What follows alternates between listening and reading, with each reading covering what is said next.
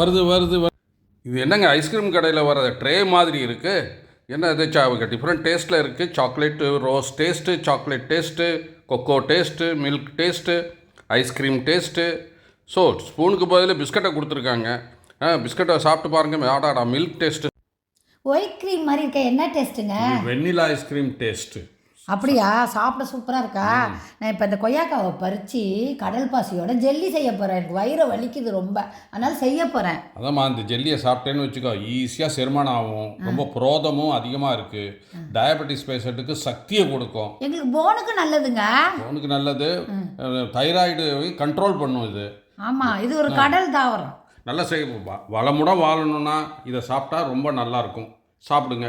கடல் பாசியுடன் ப்ளூபெர்ரி, ஸ்ட்ராபெரியை சேர்த்து செய்து சாப்பிட்லாங்க. ஒன்றும் பிரச்சனை இல்லை. நான் ஒரு உண்மையை சொல்ல போகிறேங்க. எனக்கு பிடிச்சது ஸ்ட்ராபெரி ஜெல்லி தாங்க. வீடியோ பாருங்கள், லைக் பண்ணுங்கள், ஷேர் பண்ணுங்கள், சப்ஸ்கிரைப்